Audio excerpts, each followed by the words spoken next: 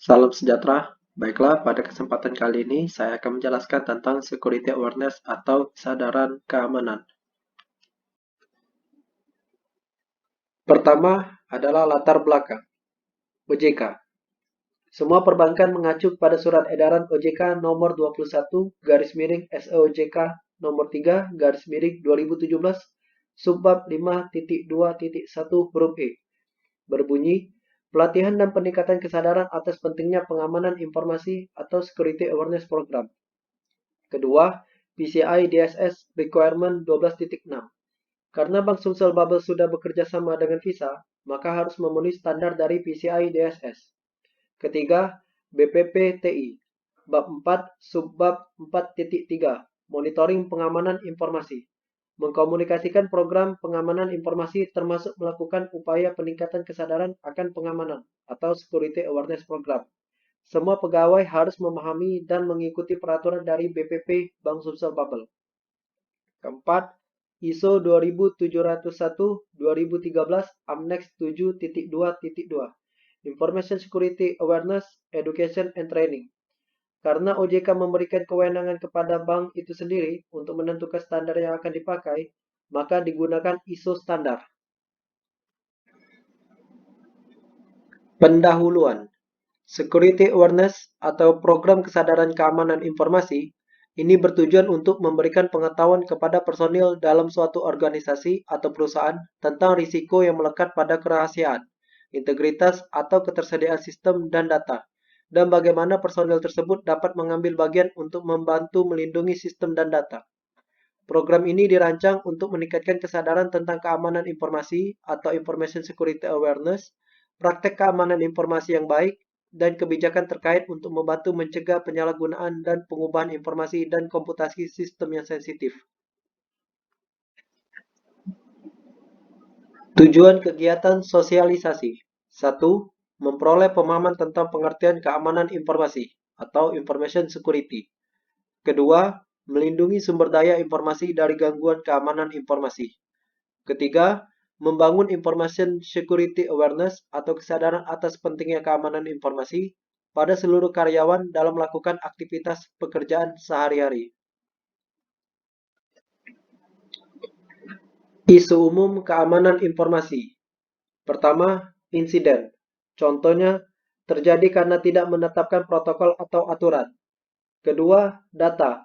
Menganggap data biasa saja, tidak rahasia, padahal data tersebut adalah data sensitif. Ketiga, keamanan. Karena sering menganggap aman, maka kewaspadaan menurun atau lalai. Keempat, tim IT. Penggunaan kurang menjaga dan merawat perangkat IT, serta tidak menjaga dari virus. Maka, para pengguna sering melalaikan dan menganggap mereka bukan sebagai tim atau orang yang ahli di bidang teknologi. Isu umum selanjutnya. Pertama, berbagi password. Karena sistem tidak mengetahui siapa pengguna akun tersebut, sistem hanya mengetahui siapa pemilik akun tersebut. Kedua, password yang mudah ditebak, seperti 1, 2, 3. Ketiga, password yang ditempelkan di kertas. Keempat, illegal remote, virus, dan malware. Kelima, ketidaktahuan akan prosedur dan kebijakan.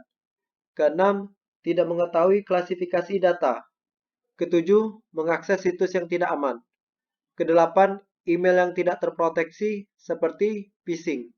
Kesembilan, aplikasi ilegal seperti Keygen, Crack, dan lain-lain. Definisi keamanan informasi.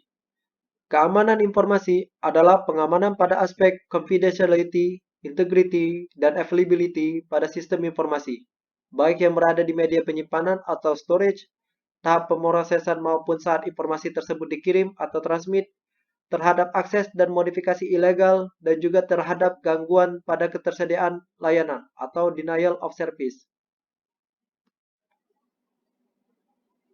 Aspek keamanan informasi ada 3, yaitu pertama people atau orang.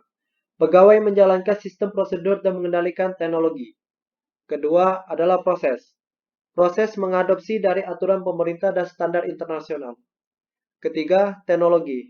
Perangkat infrastruktur untuk perlindungan keamanan jaringan, seperti IPS, IDS, firewall, baik itu hardware atau software. Klasifikasi keamanan informasi ada 3. Pertama, rahasia. Tidak diperkenankan diketahui secara menyeluruh di lingkungan bank karena bersifat sensitif, karena dapat berdampak buruk jika digunakan oleh pihak yang tidak berhak, seperti data nasabah, nomor kartu ATM, data server, dan lain-lain. Kedua, internal. Layak diketahui oleh seluruh pegawai namun tidak untuk pihak luar, seperti BPP, memo internal, dan lain-lain. Dan yang terakhir adalah biasa.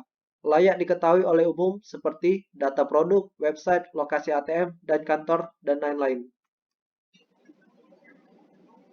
Ancaman keamanan informasi. Berdasarkan laporan risiko global tahun 2020, cyber attack memiliki dampak dan likelihood atau frekuensi yang cukup tinggi. Frekuensi cyber attack ada di peringkat 7 dan dampaknya ada di peringkat 8. Berdasarkan laporan kebocoran data dan respon insiden tahun 2020 dari Crypsys, layanan keuangan seperti perbankan ada di peringkat kedua dengan persentase 14% yang sering diserang oleh cyber attack. Contoh cyber attack adalah ransomware, BEC, dan data breaches. Cyber attack jenis ransomware sering menyerang layanan keuangan dengan persentase 17%. Kerugian yang paling tinggi akibat ransomware ada di tahun 2019 kuartal ketiga dengan nilai $22.854.79. Jenis-jenis serangan ini biasanya menggunakan 50% RDP atau Remote Desktop Protocol, 43% phishing, dan 7% melalui web attack. Jenis ransomware yang paling sering menyerang adalah jenis Ryuk dengan persentase 50%. Berikut adalah beberapa langkah perlindungan dari ransomware. Pertama, membuat cadangan secara berkala dan pisahkan dari jaringan utama. Kedua, menggunakan akun komputer selain akun administrator. Ketiga, membuat password sepanjang 15 kombinasi angka dan huruf. Kelima, autentikasi ganda yang terintegrasi untuk kendali jarak jauh. Keenam, batasi penggunaan akun. Ketujuh, tahu di mana data sensitif dan menerapkan perlindungan. 8. Memiliki rancangan respon insiden dan remediasi insiden yang akan terjadi dan langkah penanggulangannya. Ke-9, memisahkan LAN menjadi VLAN. Ini ditekankan untuk pengelola teknologi. Kebocoran email bisnis. Layanan keuangan atau perbankan adalah yang paling sering diserang dengan persentase sekitar 18%. Ada 3 teknik yang paling populer, yaitu spam, phishing, dan social engineering. Data sensitif yang paling sering terekspos dari kebocoran email bisnis adalah nama dan tanggal lahir, nomor pajak, dan catatan medis. Berikut beberapa contoh langkah pencegahan dari kebocoran email bisnis. Pertama, menambahkan verifikasi transfer melalui non-email channel seperti SMS ataupun telepon. Menambahkan password yang unik dan kompleks. Memblokir login akun berdasarkan wilayah geografis. Menggunakan mesin proteksi phishing. Menggunakan teknik anti-spoofing autentikasi email seperti Sender Policy Framework atau SPF. Ini ditekankan untuk pengelola jaringan ataupun pengelola teknologi tersebut. Kebocoran data. Layanan keuangan atau perbankan ada di peringkat kedua dengan persentase 17% yang sering mengalami kebocoran data. Kebocoran data yang paling sering terjadi ada 3 jenis. Pertama, kebocoran data web aplikasi. Kebocoran ini sering digunakan penyerang untuk mengakses jaringan korban. Penyerang menghabiskan berhari-hari atau berbulan-bulan dengan berbagai cara. Kedua, kebocoran kartu pembayaran atau ATM. Kebocoran ini menggunakan JavaScript yang berbahaya, perangkat lunak yang bersifat malware, dan di lain kasus, phishing mencuri otoritas sehingga penyerang mendapatkan super user atau akun tertinggi yang dapat mengendalikan atau mengambil informasi kartu. Ketiga, ancaman persisten tingkat lanjut Serangan jenis APT ini tersembunyi, dirancang tidak terdeteksi pada waktu yang lama. Serangannya dimulai dengan rekayasa sosial atau spear phishing, tapi menggunakan eksploitasi, dan akhirnya akan menciptakan malware yang baru. Berikut beberapa langkah penanganan kebocoran data. Web aplikasi. Menerapkan pengamanan di setiap lapisan aplikasi. Melakukan penelitian ketika menggunakan kode open source. Kumpul, jaga, dan cek berkala data log. Adapun tips tadi ditekankan kepada pengelola teknologi. Kedua, kebocoran kartu ATM. Pertama, memblokir izin akses ke akun Anda, mengaktifkan web aplikasi firewall, dan untuk standar PCI DSS adalah mengidentifikasi semua lokasi dan aset serta proses penyimpanan data kartu, analisa untuk kerentanan, memperbaiki celah, dan mendokumentasi prosesnya melalui laporan kepatuhan. Dan yang terakhir, untuk pengelola teknologi, mengendalikan izin write dan lain-lain, termasuk aplikasi mengelola kartu tersebut. Yang sering terekspos data sensitif di kebocoran data adalah nama dan tanggal lahir. Ancaman keamanan informasi dari orang dalam. Pertama, pelaku. 70% dari pelaku internal. Dampaknya, 85% menengah hingga sulit menentukan kerugian sesungguhnya dari serangan orang dalam. Dan yang terakhir, motifnya adalah fraud, keuntungan uang, atau sabotase. Langkah pencegahan dari serangan orang dalam. Pertama, menghalangi. Kembangkan budaya kerja yang kompak dan baik. Melakukan pengukuran di semua bidang. Kedua, deteksi. Menerapkan program pencegahan data hilang untuk klasifikasi data dan menandai data dan alarm jika ada data yang dicuri atau hilang. Membuat telepon hotline yang bersifat anonimus atau tak dikenal untuk pelaporan. Dapat menggunakan akses web ke lawan fraud sebagai fasilitas pelaporan jika ada kebocoran data. Ketiga, memutuskan.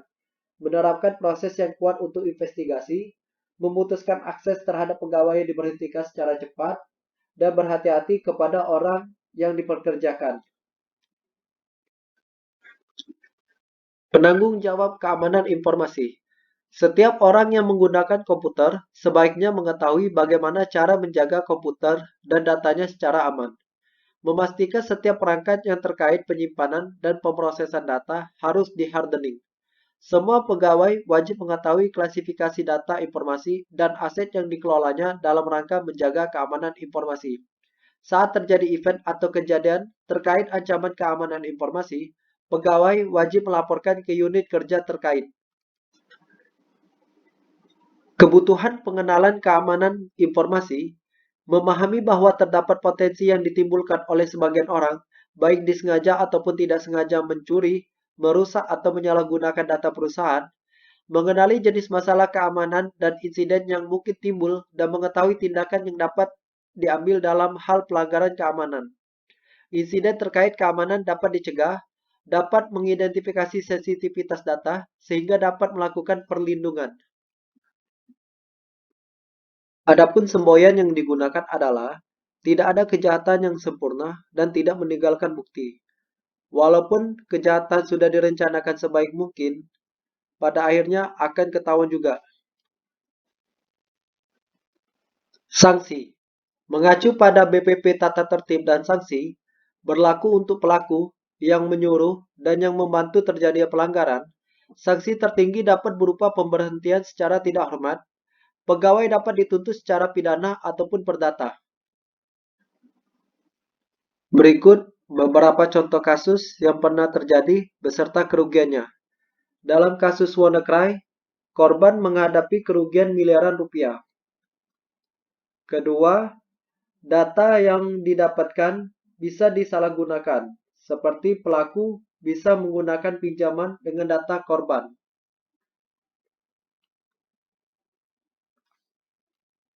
Sekian, terima kasih.